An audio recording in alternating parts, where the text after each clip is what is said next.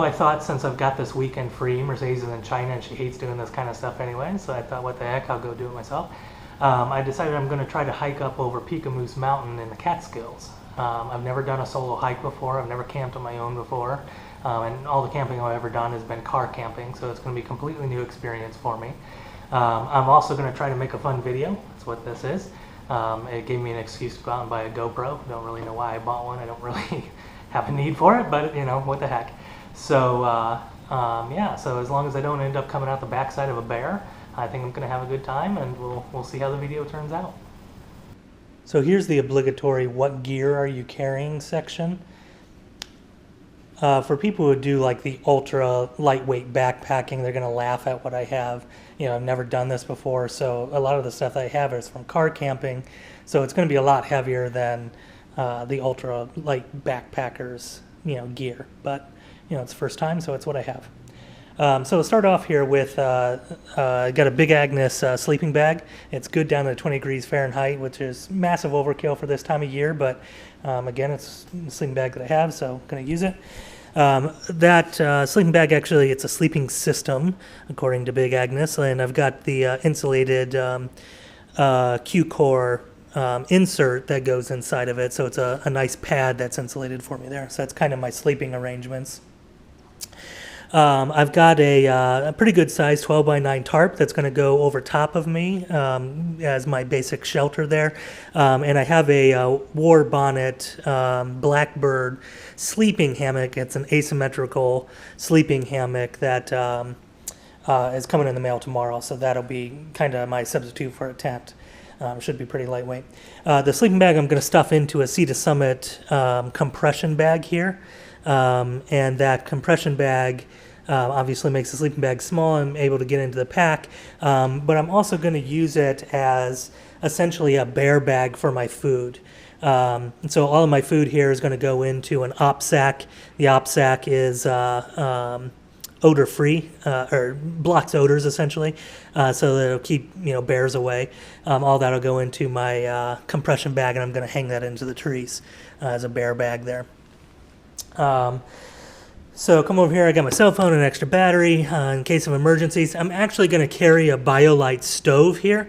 The BioLite stove I can use obviously for cooking with my pot, but really the reason I'm taking it is because it's my first time and I don't really know what I'm doing. The BioLite stove, if you get enough heat here, it actually has a small USB port on it, and I can plug in my phone and get a little charge on my phone. So, you know, if things go sideways and I need to make a call and my batteries are dead for some reason, I should be able to charge up my phone and make a call there. On Sunday, there's supposed to be thunderstorms, so I'm bringing my Kindle so I have something to do under the tarp in case it's raining. You know, I've got typical stuff, 550-pound paracord, you know, some carabiners and stakes to hook everything up. As far as knives go, I have my everyday pocket knife, which is a Benchmade blade here, which is a pretty good blade. I've got a really terrible Gerber hatchet. This thing is dull as can be. The other thing is the thing's too small, and you try to split firewood or anything with it, and you just bang your knuckles on it. So it's actually kind of terrible, but it's what I have. I was able to put a razor sharp edge on it though with my diamond sharpening stone. So everybody online talks about these Mora knives, so I thought, heck, for $15 I'll buy one too, and I have to say the thing is razor sharp. We'll see how it works out in the field. I picked one up. I should have gotten a high carbon steel so that I could strike my ferro rod with it, but instead I got the stainless steel, which is a mistake. I didn't know any better, but it is what it is. Okay, it's about 5:30 in the morning.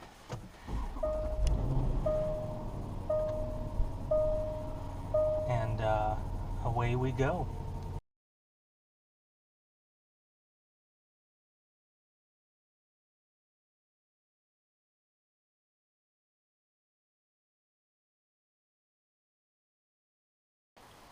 Okay, so here we are. It's about 8:15 in the morning. I'm at the trailhead here.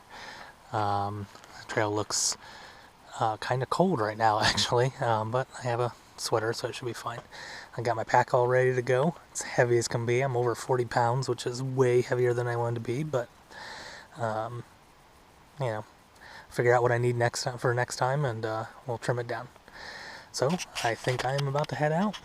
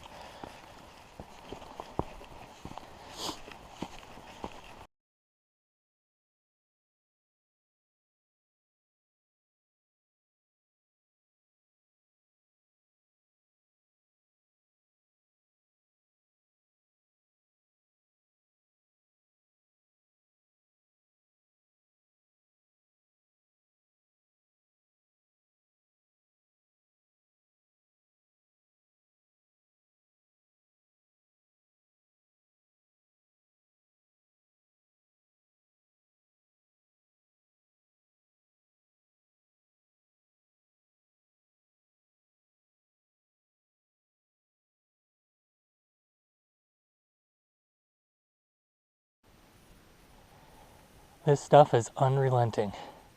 Winds right up through those rocks, all the way up there.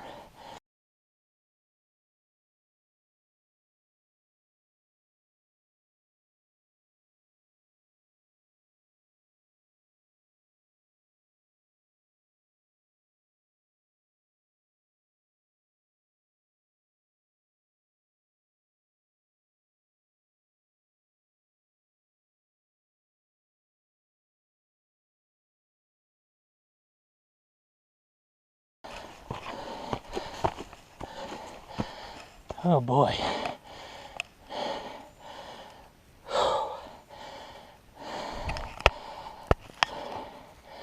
Gotta try to squeeze through there. I'm not a small man.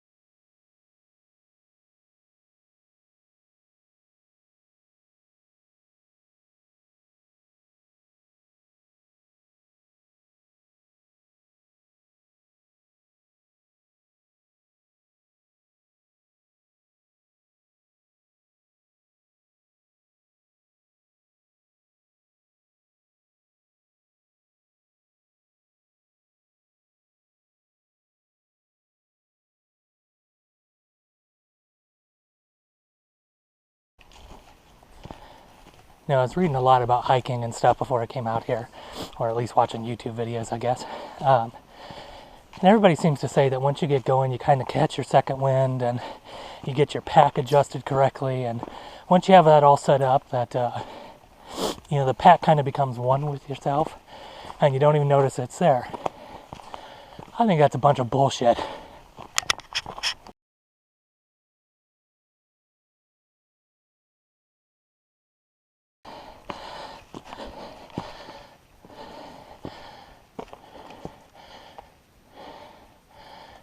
I don't know, does it go up around there?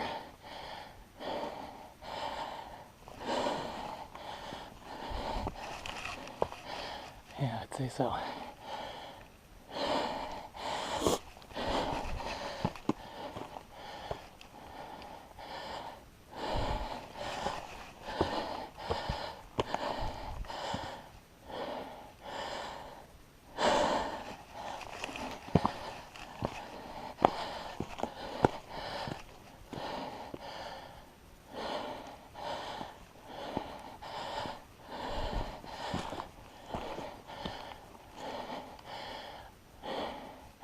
Tell you what, it's not always obvious where the heck you have to go. I think I go up over there, but that's a steep jump up there.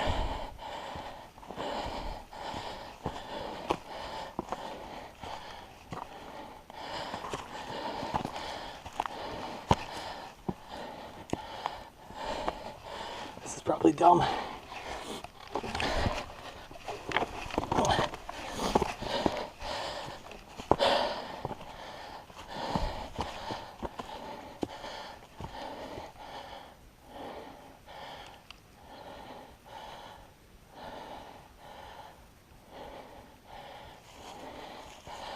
This way?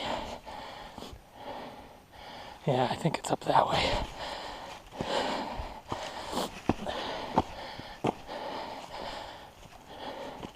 Yep, there's blue marker. Okay.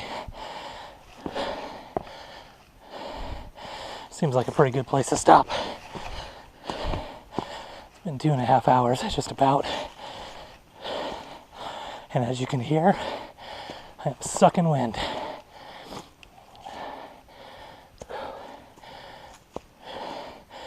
We are making it up there though.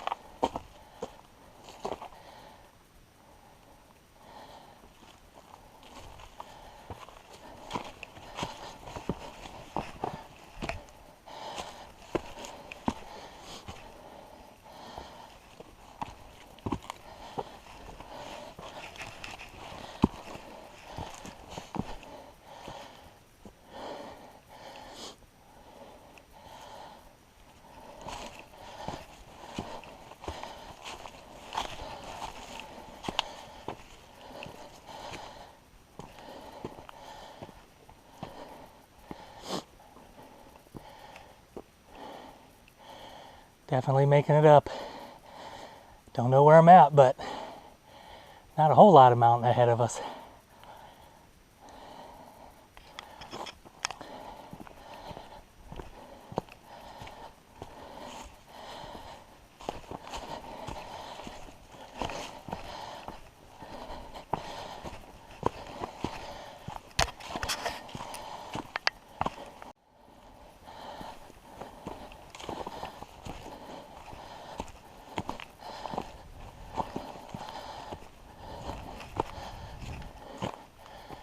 That's neat.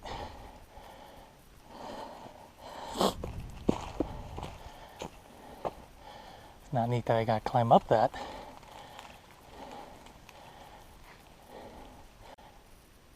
So kind of after studying it, I think the trail goes that way. I don't see a marker anywhere, but it looks like the most likely spot. Not looking forward to this. These little sections just absolutely kill me. But we're making it.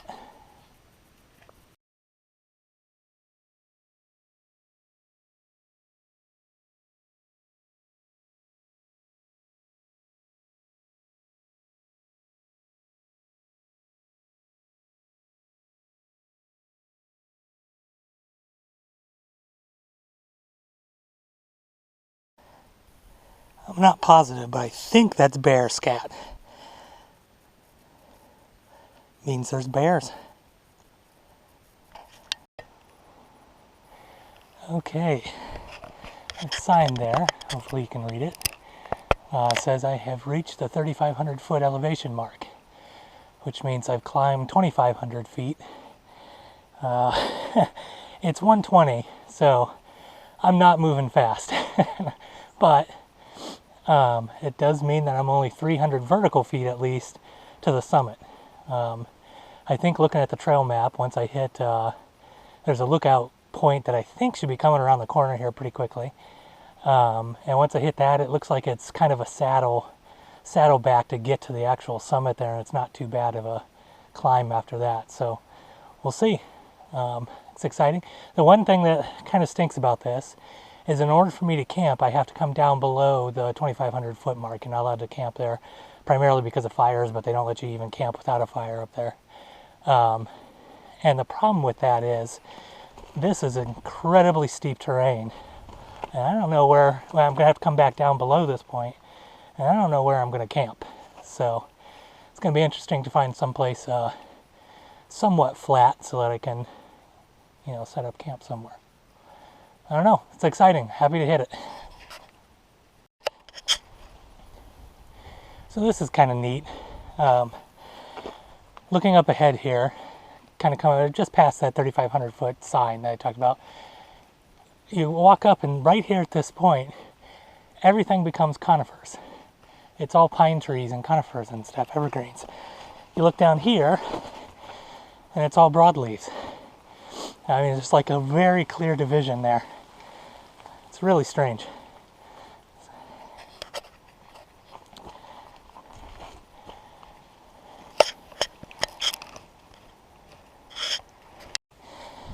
So I've reached the first lookout point, and as you can see, it's all clouds.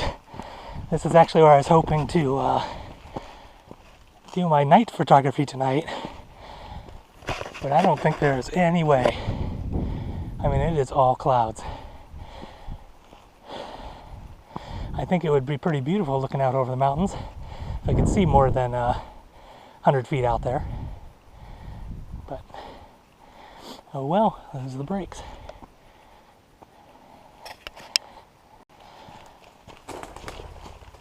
What in the world are those birds? They sound big.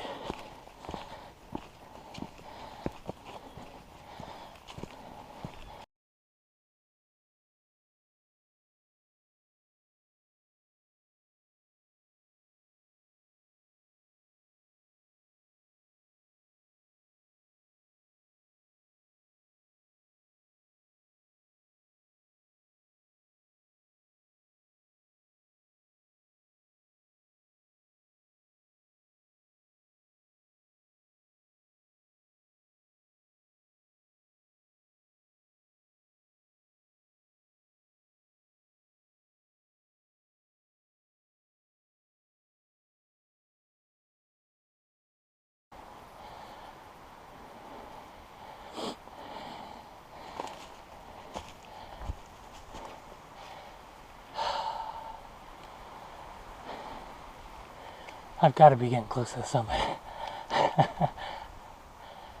Oh, I sure hope so.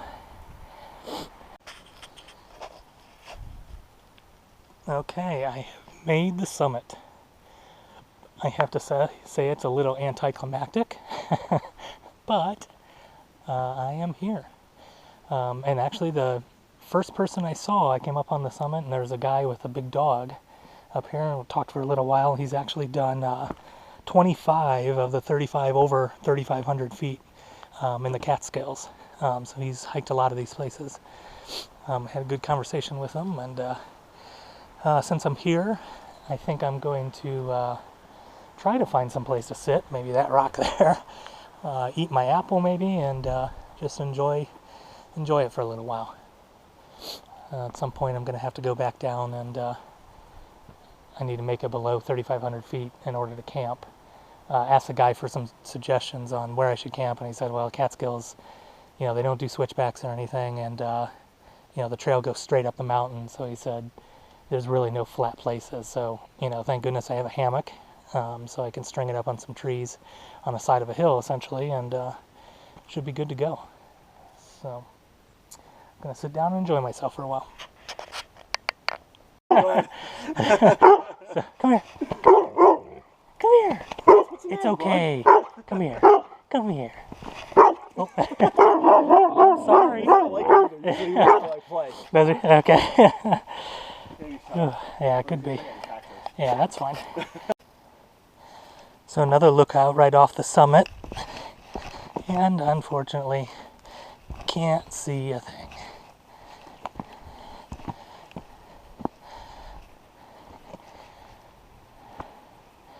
See just a hint of the other mountain over there, but that's about it.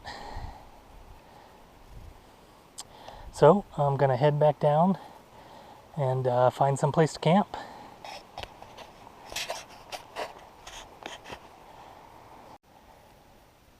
So I'm a little flabbergasted about where this water is.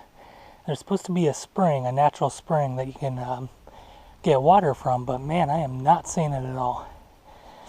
I keep my eye out for it, but I would think it's right around here, but man, I am not seeing the trail. So I don't know what I'm going to do. I mean, I don't have much of a dinner for tonight, but we'll see if I can find it. Okay, so I believe, based on the map and where it says it's going to be, I think this is actually the spring. Not exactly what you would want to drink out of, but you know, I think boil it up tonight and get it all nice and clean, and I think it'll be okay for dinner. So at least make some rice or something like that.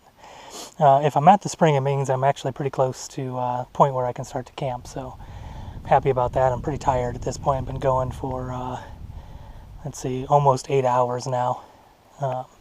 So it'll be good to get the hammock up and lay down and eat some dinner and go to bed. So I'm going to scoop up some water, and I got my dirty sack here for dirty water, and I'll purify it when I get to camp. So, okay, so there we go. Probably a liter and a half or more maybe of water. It's got a slight sulfur smell to it, but it's really, really slight. It's really not too bad. You know, it's yellow, but I think it'll work. Okay, I am below 3,500 feet. I've got my water, and I think I found an area that's pretty flat. I have to get 150 feet off the trail minimum. I'm not allowed to camp closer than that.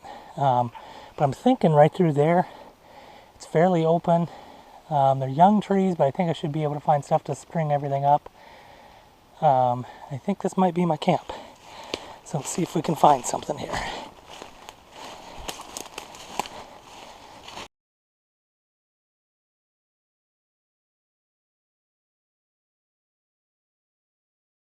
Couple of big trees there. It's real good as I got a lot of birch right there, which would be great for starting fires. That stuff will go up quick as can be. I picked some up about 6 miles ago. I've been carrying it along, but it's good to have a good source right there. So I think maybe I'm going to head down there. I think this is going to be pretty good.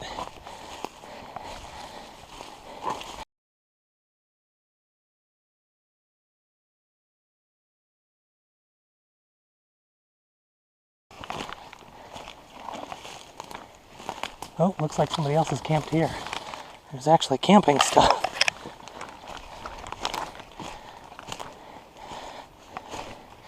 Look at that, there's grates and everything. Little fire pit. I think this might be home. Yeah, I'm gonna call this home. I'm gonna see if I can find a good place to string everything up. Look at that, got an extra tarp there in case I need it. Even got some bank cord if I need it. Unreal, they just cut it off the thing. Yeah, bank cord is tarry, so now my hands are tarry. Alright, I think I'm setting up camp.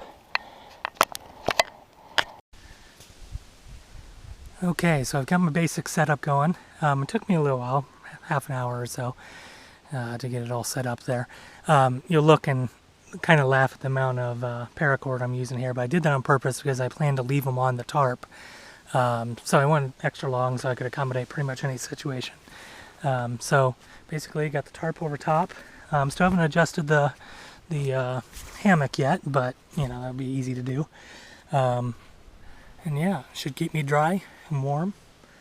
So I think it's going to be good. So next step is I'm going to gather some firewood. Don't need a whole lot because I think I'm just going to use a BioLite stove and boil up the water and cook a little bit of rice or something, eat an apple, and probably go to bed. So I'm pretty exhausted. So.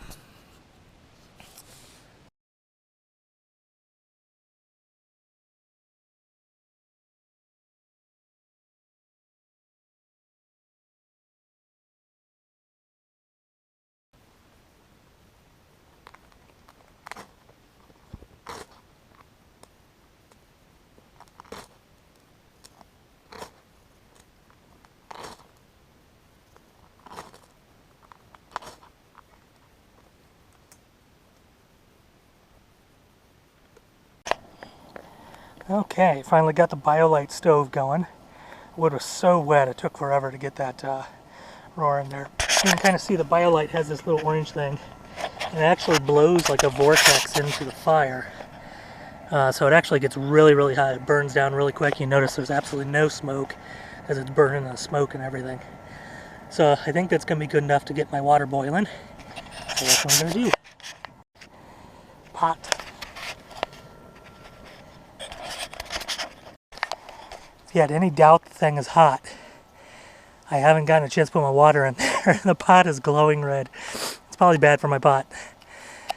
Here, I'm going to get some water in. Got my water here. Stuff I picked up in the spring. I'm trying to save the other stuff for drinking water.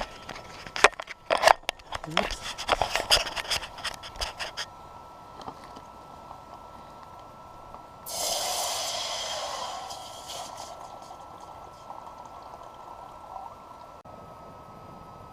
I can hear the egg bopping up and down, so I gotta be getting close, I think. I think it's getting pretty close to a boil.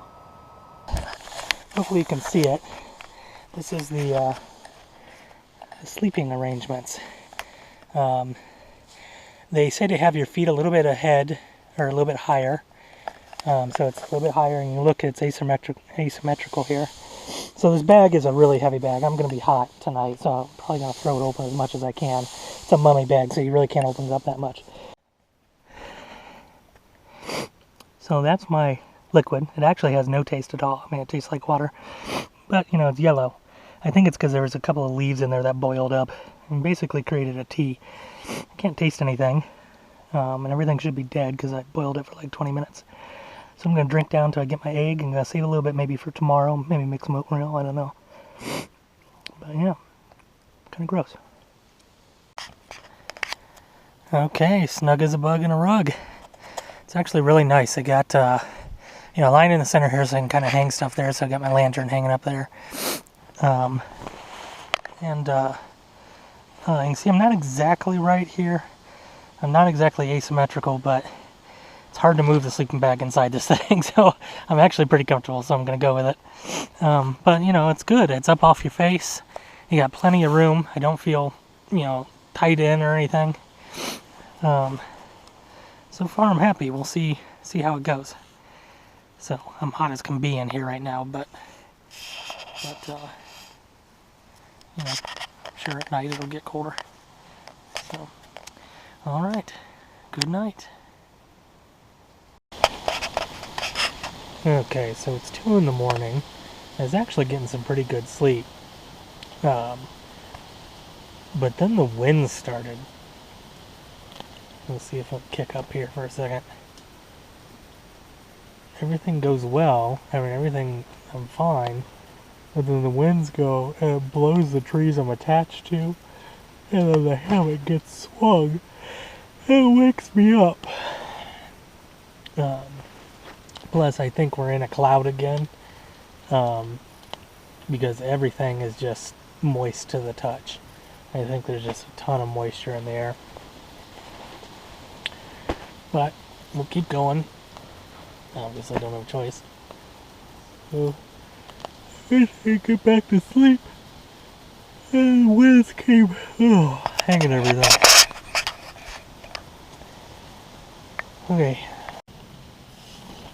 Okay, 6:30 in the morning. I just woke up. Got a little bit of daylight out there. It's been raining quite a bit, but I am completely dry. Aside from sweating like crazy in my sleeping bag because this thing is so warm. I think it's time to go home.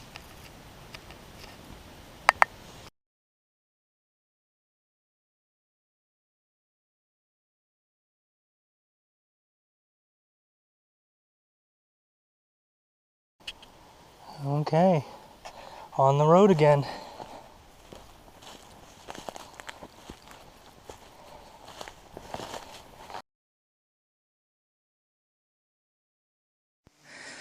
I have never been so happy to see a car.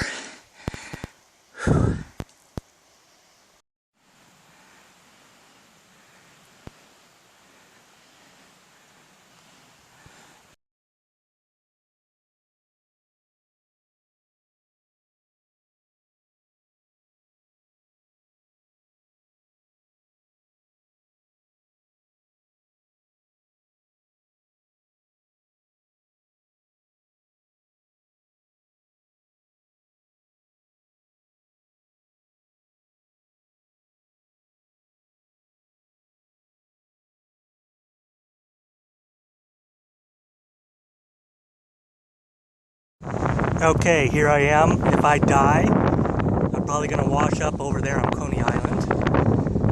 So here's my ice water belly flop.